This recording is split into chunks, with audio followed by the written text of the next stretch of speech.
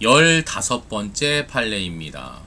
공장에 방이 있는 경우 주임법의 보호를 받을 수 있는지에 대한 내용입니다. 86 다카 823 판결입니다. 9. 주택임대차보호법 제2조 이게 주임법의 적용 범위에 대한 내용인데요. 소정의 거주용 건물인지 여부의 판단 기준에 대한 내용입니다. 실제 공장이고 공장 일부에 방이 있기는 하나 일상생활을 하지 않는다면 보호 대상이 아니다라는 내용입니다. 판결 요지를 보겠습니다. 9. 주택임대차보호법 2조의 소정의 주거용 건물이라 함은 임대 목적물의 공부상의 표시만을 기준으로 할 것이 아니라 그 임차의 목적, 건물의 위치와 구조 등에 관한 실지 용도에 따라서 정하여야 하고, 또 하나의 건물에서 주거용으로 사용되는 부분과 비주거용 부분이 아울러서 함께 임대차의 목적물이 되는 경우에도 구체적인 경우에 따라 그 주된 목적을 고려하여 한목적적으로 결정하여야 한다라고 하였습니다.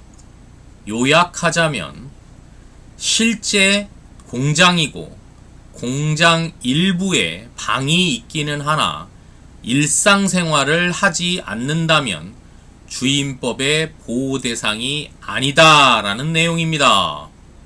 16번째 판례입니다. 여인숙 안의 내실의 보호 여부에 관한 내용입니다. 86 다카 2407 판결입니다. 비주거용 건물의 일부가 주거의 목적으로 사용되고 있는 건물이 주택임대차보호법 2조의 적용 대상에 대한 내용이죠. 보호 대상에 해당하는지 여부에 대한 내용입니다. 판결 내용을 보겠습니다. 여인숙 안에 내실에서 임차인이 실제 거주하였다 하더라도 이는 여인숙 영업을 위한 보조적인 역할에 불과하여 보호 대상에서 제외된다는 내용입니다. 판결 요지를 보겠습니다.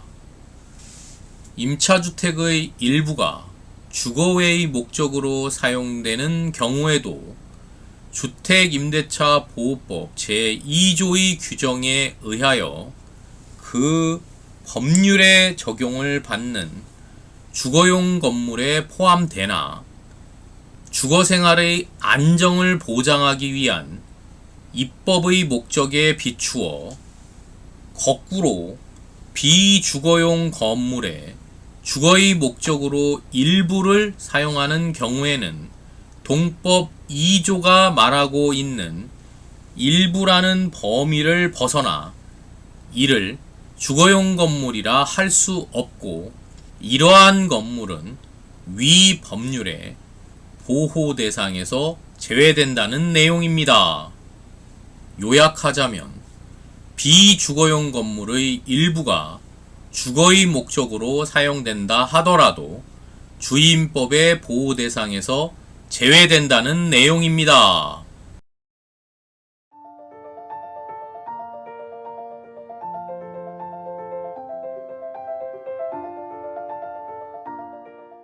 (17번째) 판례입니다.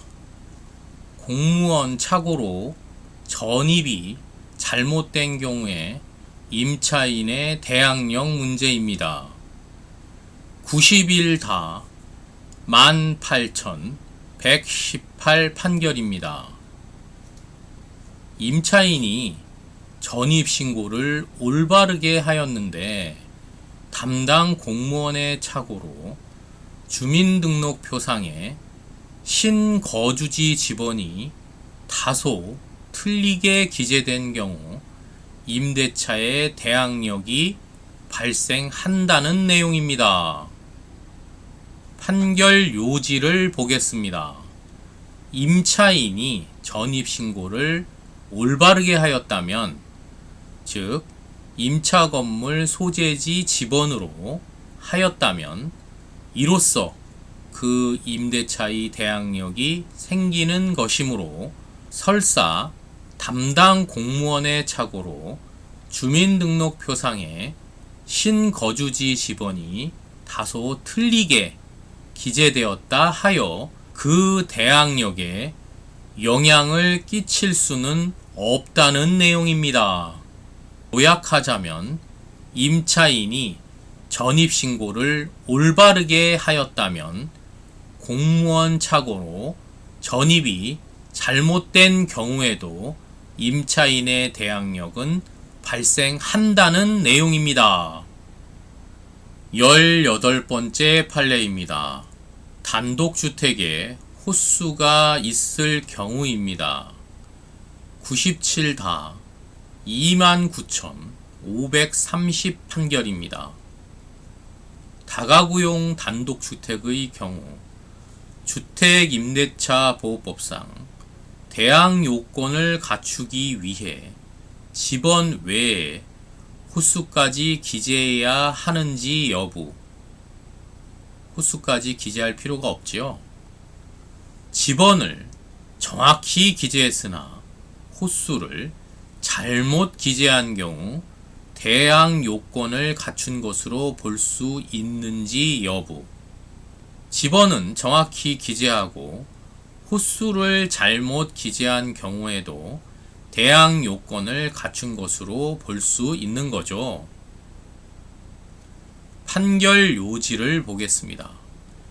다가구용 단독주택의 경우 건축법이나 주택건설촉진법상 이를 공동주택으로 볼 근거가 없어 단독주택으로 보는 이상 주민등록법 시행령 제5조 5항에 따라 임차인이 위 건물의 일부나 전부를 임차하고 전입신고를 하는 경우 집원만 기재하는 것으로 충분하고, 나아가 위 건물 거주자의 편의상 구분하여 놓은 호수까지 기재할 의무나 필요가 있다고 할 수 없고, 등기부의 갑구란에 각 지분 표시 뒤에 그 호수가 기재되어 있으나 이는 법령상의 근거가 없이 소유자들의 편의를 위하여 등기 공무원이 임의적으로 기재하는 것에 불과하며, 임차인이 실제로 위 건물의 어느 부분을 임차하여 거주하고 있는지 여부의 조사는 단독주택의 경우와 마찬가지로 위 건물의 담보권 등을 설정하려는 이해관계인의 책임하에 이루어져야 할 것이므로, 임차인이 전입신고로 집원을 정확히 기재하여 전입신고를 한 이상 일반 사회통념상 그 주민등록으로 위 건물에 임차인이 주소 또는 거소를 가진 자로 등록되어 있는지를 인식할 수 있어 임대차의 공시방법으로 유효하다고 할 것이고, 설사 위 임차인이 위 건물의 소유자나 거주자 등이 부르는 대로 지층 1호를 1층 1호로 잘못 알고 이에 따라 전입신고를 연립 101호로 하였다고 하더라도 달리 볼 것은 아니다라는 내용입니다.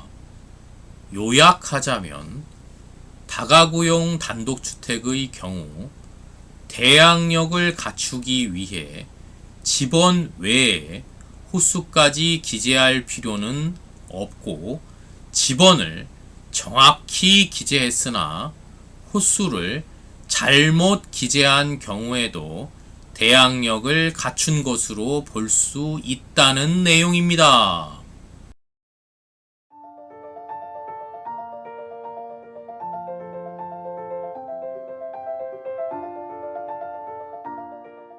19번째 판례입니다. 실제 집원이 산, 공공번지이나 산자를 표기하지 않은 전입신고의 유효 여부입니다.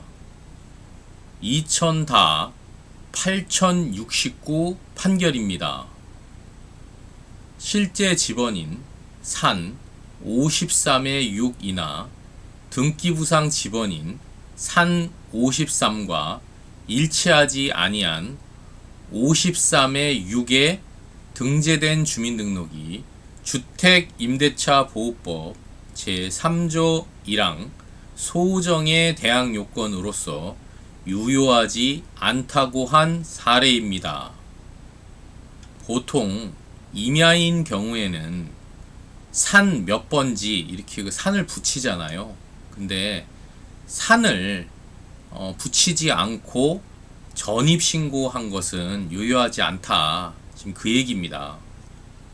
판결 요지를 보겠습니다. 실제 집원인 산 53의 6이나 등기부상 집원인 산 53과 일치하지 아니한 53의 6에 등재된 주민등록이 주택임대차보호법 제3조 1항 소정의 대항 요건으로서 유효하지 않다고 한 사례입니다. 요약하자면 실제 집원이 산 53의 6이나 산자를 표기하지 않은 53의 6으로 주민등록한 것은 대항력이 없다는 사례입니다. 20번째 판례입니다. 다세대 주택에 집원만 전입신고한 경우 대항력이 성립하는지에 대한 판례입니다. 96다 46,104 판결입니다. 주민등록법 시행령 제5조 5항이 신설되기 전 주민등록에 공동주택의 동호수를 기재하지 않은 경우 주택임대차보호법상의 대항력은 없다는 내용입니다. 판결 요지를 보겠습니다. 서울 성동구 양지상에 건축된 지하 1층, 지상 4층의 다세대 주택 총 15세대 중 3층 301호를 임차하여 주민등록 전입신고를 함에 있어서 주민등록지에 주소를 위 3층 301호로 하지 않고 위 다세대 주택 부지에 집원 중의 하나인 서울 성동구으로만 기재하여 전입신고를 하였다는 것인 바, 그렇다면 위와 같은 주민등록으로는 일반 사회 통념상 임차권자인 피고가 세대별로 구분 등기가 되어 있는 위 다세대 주택의 3층 301호에 주소를 가진 자로 등록되었다고 제3자가 인식할 수는 없는 것이므로 위 주민등록을 위 임대차의 공시방법으로서 유효한 것이라고 볼 수 없다는 내용입니다. 요약하자면 다세대 주택에서 동호수를 기재하지 않고 집원만 전입신고한 경우에 대항력은 없다는 내용입니다.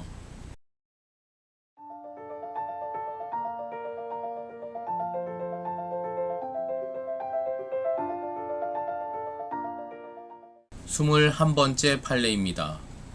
임차인의 우선 변제를 위한 대항 요건의 유지기간은 배당 요구 종기일까지라는 내용입니다. 2007다 17,475 판결입니다. 주택임대차보호법상 우선 변제의 요건인 주택의 인도와 주민등록의 존속기간의 종기는 배당 요구 종기일까지라는 내용입니다. 판결 요지를 보겠습니다. 주택임대차보호법 제8조에서 임차인에게 같은 법 제3조 1항 소정의 주택의 인도와 주민등록을 요건으로 명시하여 그 보증금 중 일정액의 한도 내에서는 등기된 담보물권자에게도 우선하여 변제받을 권리를 부여하고 있는 점, 위 임차인은 배당 요구의 방법으로 우선 변제권을 행사하는 점, 배당 요구 시까지 위 요건을 구비하면 족하다고 한다면 동일한 임차주택에 대하여 주택임대차 보호법 제8조 소정의 임차인 이외에 같은 법 제3조의 2 소정의 임차인이 출연하여 배당 요구를 하는 등 경매 절차상의 다른 이해관계인에게 피해를 입힐 수도 있는 점 등에 비추어 볼 때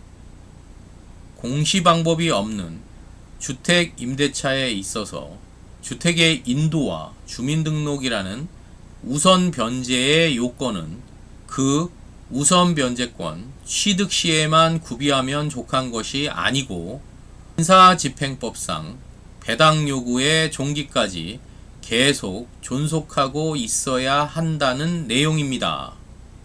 요약하자면 임차인의 대항요건 유지기간은 배당 요구 종기일까지라는 내용입니다.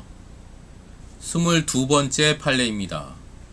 임차권 등기 명령에 의하여 임차권 등기를 한 임차인이 배당 요구를 하지 않아도 배당을 받을 수 있는 채권자에 속한다는 내용입니다.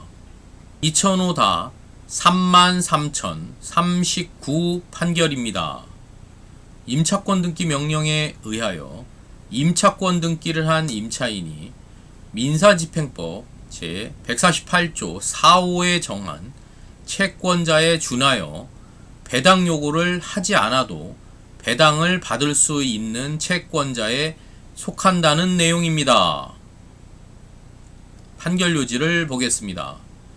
임차권 등기 명령에 의하여 임차권 등기를 한 임차인은 우선 변제권을 가지며 위 임차권 등기는 임차인으로 하여금 기왕에 대항력이나 우선 변제권을 유지하도록 해주는 담보적 기능을 주 목적으로 하고 있으므로 위 임차권 등기가 첫 경매 개시 결정 등기 전에 등기된 경우 배당받을 채권자의 범위에 관하여 규정하고 있는 민사집행법 제148조 4호의 저당권, 전세권, 그 밖에 우선 변제 청구권으로서 첫 경매 개시 결정 등기 전에 등기되었고 매각으로 소멸하는 것을 가진 채권자에 준하여 그 임차인은 별도로 배당 요구를 하지 않아도 당연히 배당받을 채권자에 속하는 것으로 보아야 한다는 내용입니다. 요약하자면 임차권 등기 명령에 의하여 임차권 등기를 한 임차인은 배당 요구를 하지 않아도 배당받을 수 있는 당연 배당권자에 속한다는 내용입니다.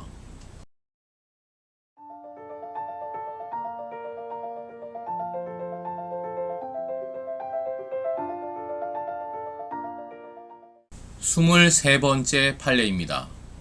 주택 임차인이 그 지위를 강화하고자 별도로 전세권 설정 등기를 마친 경우 주택 임차인이 대항 요건을 상실하면 이미 취득한 주택임대차 보호법상의 대항력 및 우선 변제권을 상실하는지 여부에 관한 판례입니다.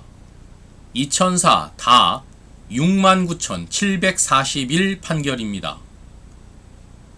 주택임차인이 그 지위를 강화하고자 별도로 전세권 설정 등기를 마친 경우 주택임차인이 주택임대차보호법 제3조 1항의 대항요건을 상실하면 이미 취득한 주택임대차보호법상의 대항력 및 우선변제권을 상실한다는 내용입니다.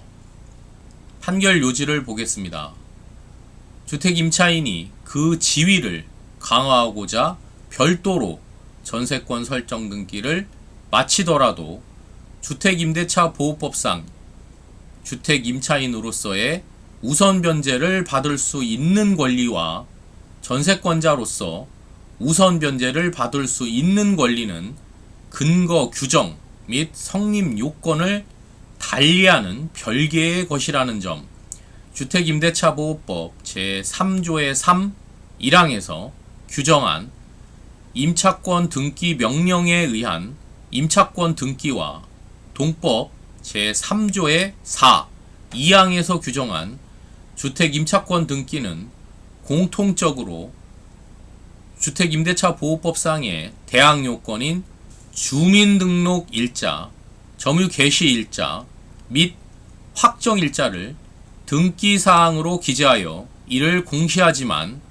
전세권 설정 등기에는 이러한 대항요건을 공시하는 기능이 없는 점, 주택임대차보호법 제3조의 4 1항에서 임차권 등기 명령에 의한 임차권 등기의 효력에 관한 동법 제3조의 3 5항의 규정은 민법 제621조에 의한 주택임대차 등기의 효력에 관하여 이를 준용한다고 규정하고 있을 뿐, 주택임대차보호법 제3조의 3 5항의 규정을 전세권 설정 등기의 효력에 관하여 준용할 법적 근거가 없는 점 등을 종합하면 주택임차인이 그 지위를 강화하고자 별도로 전세권 설정 등기를 마쳤더라도 주택임차인이 주택임대차보호법 제3조의 1항의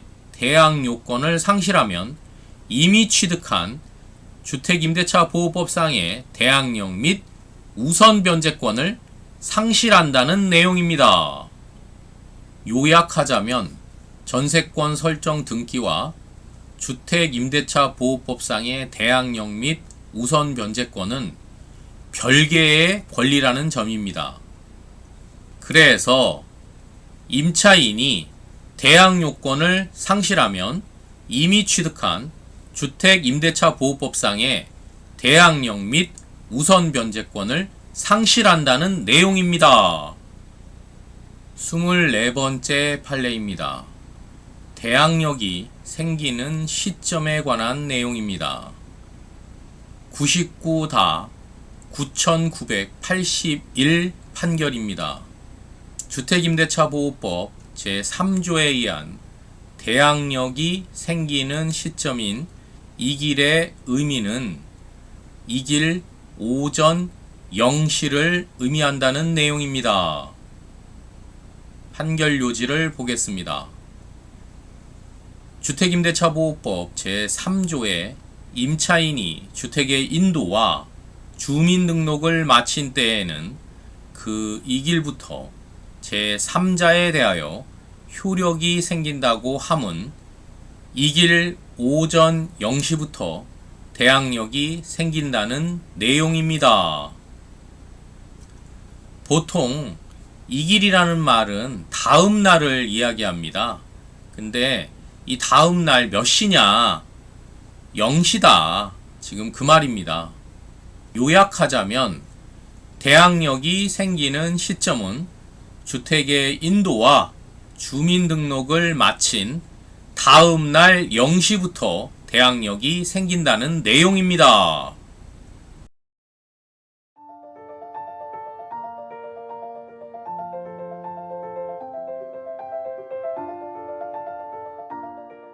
스물다섯 번째 판례입니다. 보증금 감액과 소액 임차인 여부에 관한 판례입니다. 2007-23203 판결입니다. 임대차 보증금의 감액으로 주택임대차보호법상 소액 임차인에 해당하게 된 경우에 소액 임차인으로서 보호를 받을 수 있다는 내용입니다.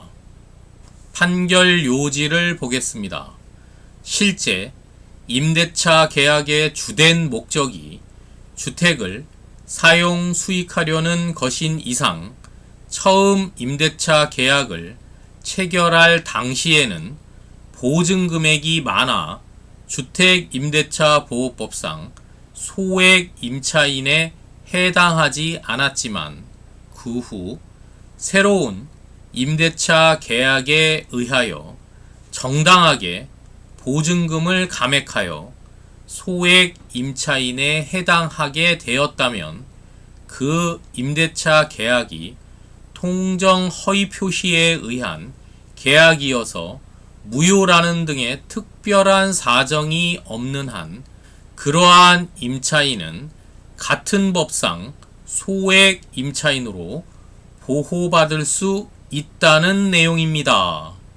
요약하자면 임대차 보증금의 감액으로 소액 임차인에 해당하게 된 경우에 소액 임차인으로서 보호를 받을 수 있다는 내용입니다. 26번째 판례입니다. 나대지상의 근저당권 설정 후 건물을 신축한 경우에 관한 내용입니다. 95마 1262 결정입니다. 나대지에 저당권이 설정된 후 저당권 설정자가 그 위에 건물을 건축하고 경매로 인하여 그 토지와 건물의 소유자가 달라진 경우 법정지상권의 성립 여부에 관한 내용입니다. 판결 요지를 보겠습니다. 건물 없는 토지에 저당권이 설정된 후 저당권 설정자가 그 위에 건물을 건축하였다가 담보권의 실행을 위한 경매 절차에서 경매로 인하여 그 토지와 지상 건물이 소유자를 달리하였을 경우에는 민법 제366조의 법정지상권이 인정되지 아니할 뿐만 아니라 관습상의 법정지상권도 인정되지 아니한다는 내용입니다. 요약하자면 나대지에 저당권이 설정된 후 건물을 건축하고 경매로 인하여 그 토지와 건물의 소유자가 달라진 경우에 법정지상권은 성립되지 않는다는 내용입니다.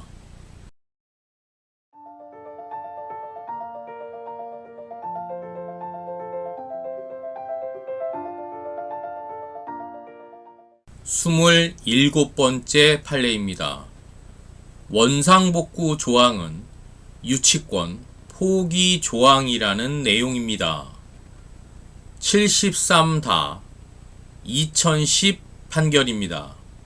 임대차 종료 시에 임차인이 건물을 원상으로 복구하여 임대인에게 명도키로 약정한 경우에 비용 상한 청구권이 있음을 전제로 하는 유치권 주장은 할 수 없다는 내용입니다.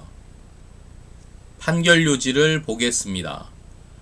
건물의 임차인이 임대차 관계 종료 시에는 건물을 원상으로 복구하여 임대인에게 명도하기로 약정한 것은 건물에 지출한 각종 유익비 또는 필요비의 상환 청구권을 미리 포기하기로 한 취지의 특약이라고 볼 수 있어 임차인은 유치권을 주장을 할 수 없다는 내용입니다. 요약하자면 임대차 계약서에 원상복구 조항이 있다면 임차인은 유치권을 주장할 수 없다는 내용입니다. 28번째 판례입니다. 권리금 반환 청구권의 유치권 여부에 관한 내용입니다. 93다 62,119 판결입니다. 임차인이 약정에 기한 권리금 반환 청구권을 가지고 임차물에 대해 유치권을 행사할 수는 없다는 내용입니다. 판결 요지를 보겠습니다. 임대인과 임차인 사이에 건물 명도시 권리금을 반환하기로 하는 약정이 있었다 하더라도 그와 같은 권리금 반환 청구권은 건물에 관하여 생긴 채권이라 할 수 없으므로 그와 같은 채권을 가지고 건물에 대한 유치권을 행사할 수는 없다는 내용입니다. 요약하자면 임차인은 권리금 반환 청구권을 가지고 유치권을 행사할 수는 없다는 내용입니다.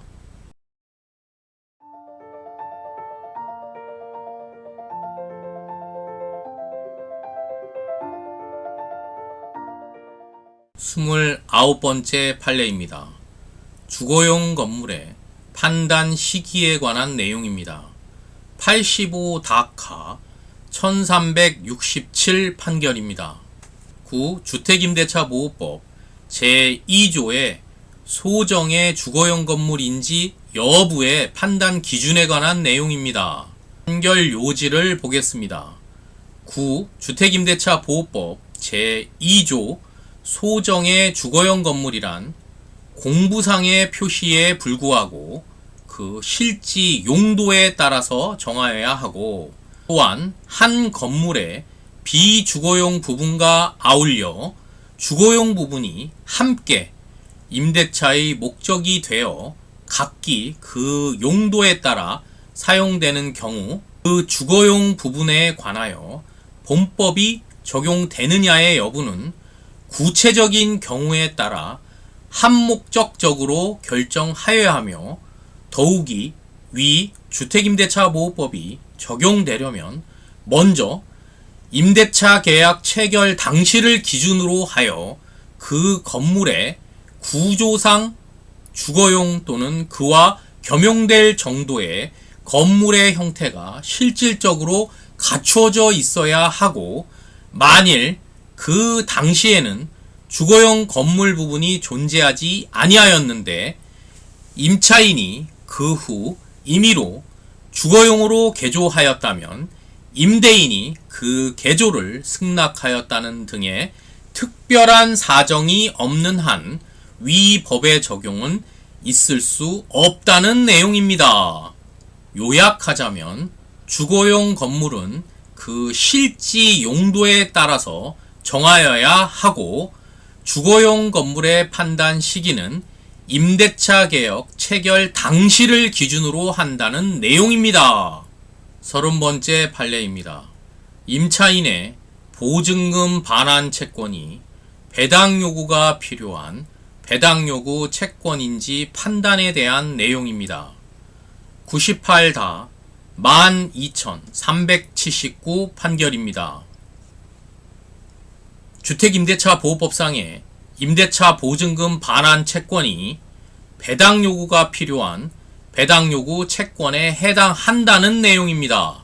판결 요지를 보겠습니다. 주택임대차보호법에 의하여 우선 변제 청구권이 인정되는 임대차 보증금 반환 채권은 현행법상 배당 요구가 필요한 배당 요구 채권에 해당한다는 내용입니다. 요약하자면 임차인의 보증금 반환 채권, 우선 변제권, 최우선 변제권을 이야기하는 거겠죠. 배당 요구가 필요한 배당 요구 채권에 해당한다는 내용입니다.